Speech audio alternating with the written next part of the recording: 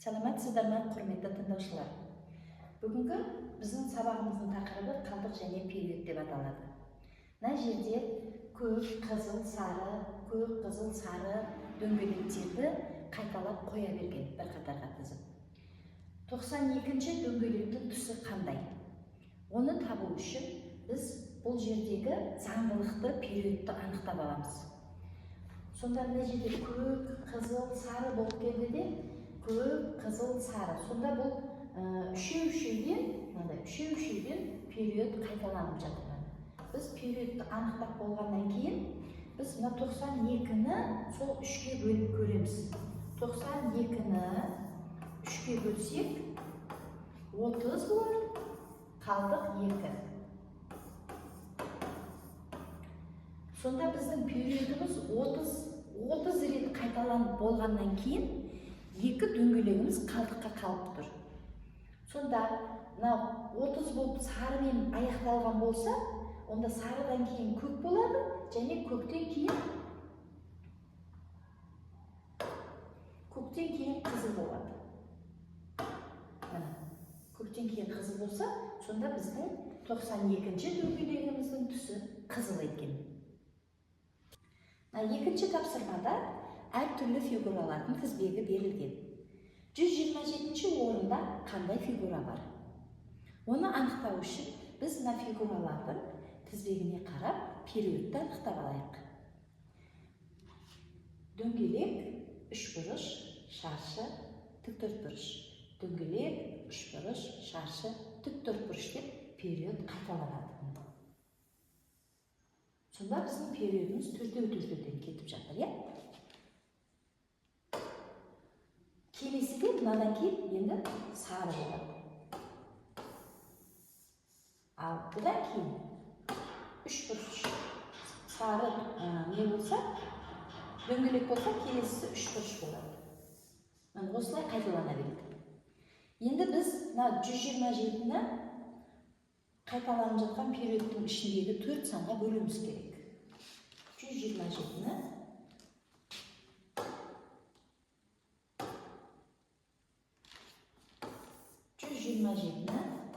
bölеміз 4-ке. 127-ні 4-ке бөлсек, мен 7 деп жазуым керек, 4-ке жазып қойдым. 127-ні 4-ке бөлсек, біз 120-ны 4-ке бөлсек 30. 124-ті 4-ке бөлсек 31, сонда 31 қалдық 3 болды. Сонда 31-іміз жасыл фигурамен аяқталып тұрғы периодымыз. Ондай болса, қалдық 3-еуіміз сары, қызыл, қызылдан кейін көк фигура келеді. Шаршы келеді. Сонда біздің 127-ші фигурамыздың түсі көк, өзі шаршы екен. Қалалық алтын сақы олимпиадасына 3-ші, 4-ші, 5-ші, 6-ші сынып оқушылары қатысты. Ол оқушылар бір қатарға сапқа тұрған кезде 3-ші, 4-ші, 5-ші, 6-ші деген ретпен тұрды. Олай болса, 42-ші орында тұрған оқушы нешінші сыныпта оқиды? Біз 42-ні периодтағы санын анықтап алып, сол санға бөліміз керек. Мына жерде 3, 4, 5, 6 деп келсе, келесі сан қайтадан 3 қайталанады, одан кейін 4 болады, одан кейін 5, одан кейін 6, осылай қайталана береді. Сонда біздің бір периодтың ішінде біздегі 4 сан бар екен. 42-ні 4-ке бөлсек, 10 болады, қалдық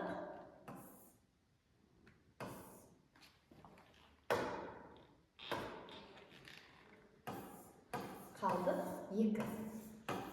Сонда мына жерде 6-дан кейін период алдымен бітетін болсын, 10 рет период қайталанады да, 6-мен бітеді, 6-дан кейін 2 тағы да санды жазуымыз керек. Сонда біз 3-ті жазамыз және 4-ті жазамыз. 42-ші орында қатарда тұрған оқушының сыныбы 4-ші сынып. 4-ші есеп. Бір оқушы шарларды қатарынан тізіп қойды.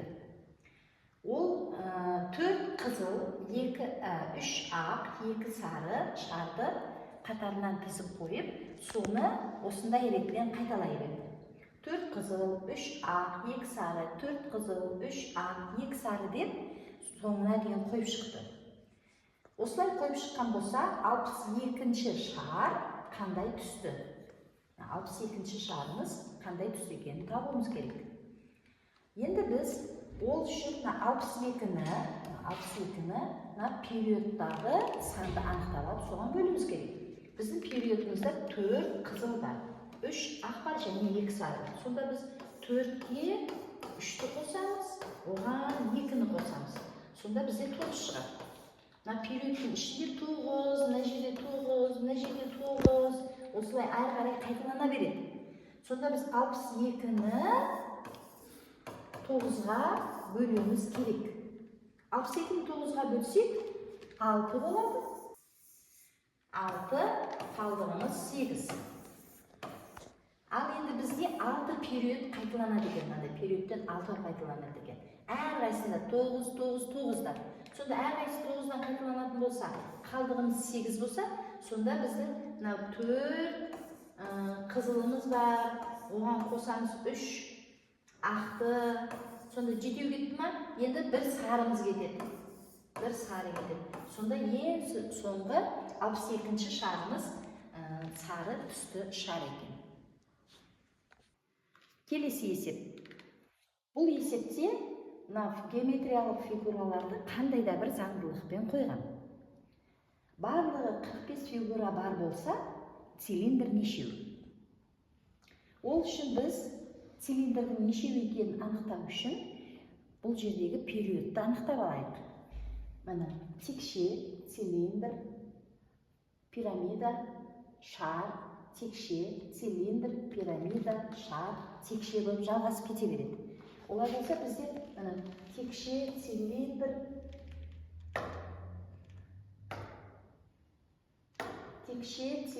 пирамида, шар болып төртеуден периодты құрап тұрмын.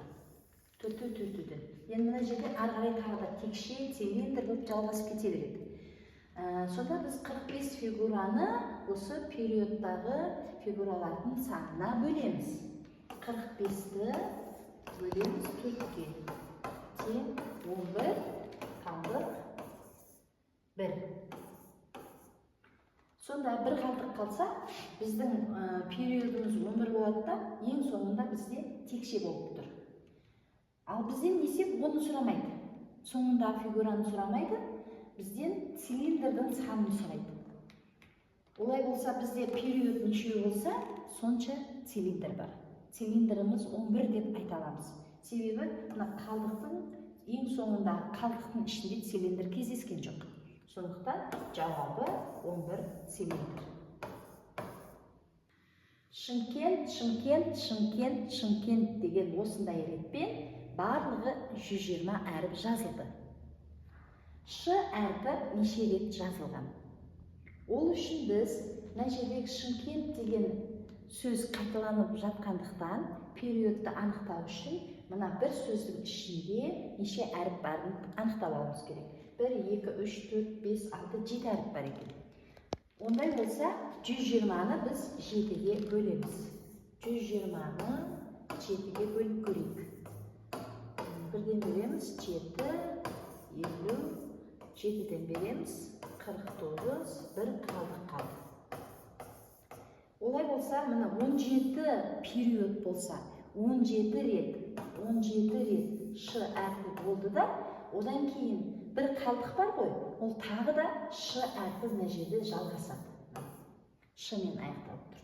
Онда біздің іздеп жатқан Ш әрпі қалдықтың ішінде де бар болғандықтан, біз 17-ге 1-ді қосамыз. Сонда Ш әрпі 18 рет кездеседі екен.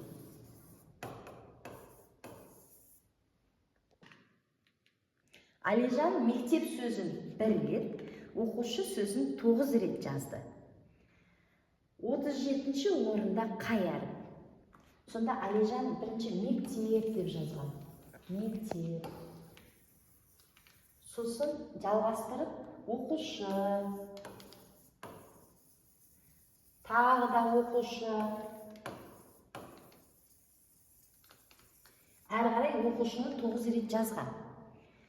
Ал енді 37-ші орында қай әріп бар екенін табу үшін біз периодты анықтап алуымыз керек. Бұл жерде мына оқушы сөзі 9 рет қайталанғанымен мектеп сөзі қайталанып тұрған жоқ. Сонда біз мына мектеп деген сөзімізді алып тастаймыз.